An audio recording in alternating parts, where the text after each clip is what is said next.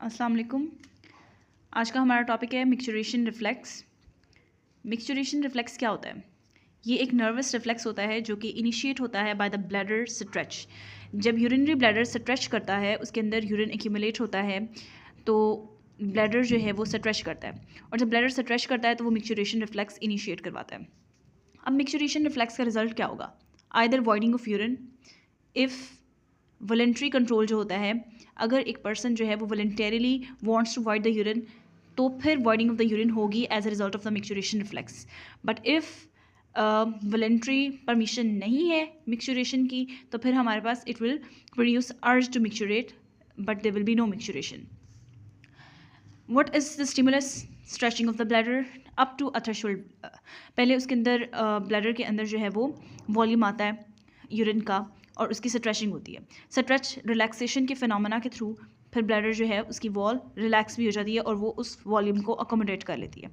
फिर एक थ्रेशोल्ड का लेवल आता है, एक लेवल आता है कि ब्लैडर जो है वो सिग्नल्स प्रोड्यूस करता है कि बस now you need to void this urine. तो फिर हमारे पास जो है वो ये रिफ्लेक्स इनिशिएट हो जाता है।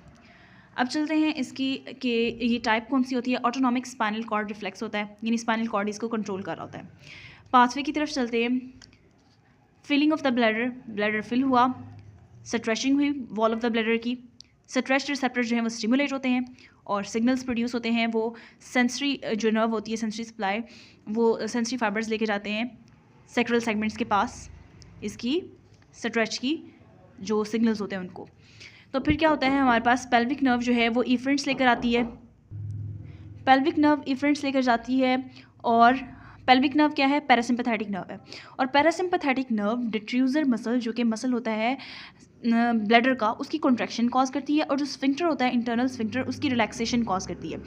अब इसकी वजह से क्या होगा कि डिट्रूजर जो है वो कॉन्ट्रैक्ट किया और इंटरनल स्फिंक्टर रिलैक्स किया है, तो यूरिन जो है वो यूरेथ्रा के अंदर पास कर जाएगा, यूरिन यूरेथ्रा के अंदर आ जाएगा।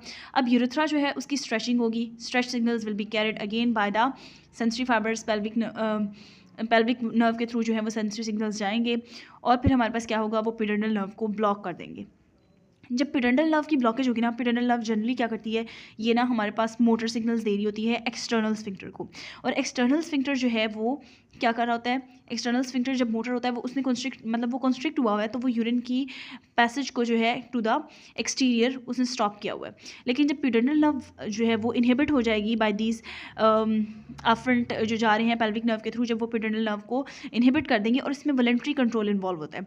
अगर एक पर्सन जो है वो voluntarily wants to void the urine, फिर उसके हायर सेंटर से भी सिग्नल्स आते हैं और वो पिडोनल नर्व को इनहिबिट कर देते हैं, और फिर उसकी सूरत में एक्सटर्नल स्फिंक्टर जो है वो रिलैक्स हो जाता है, and there is voiding of the urine.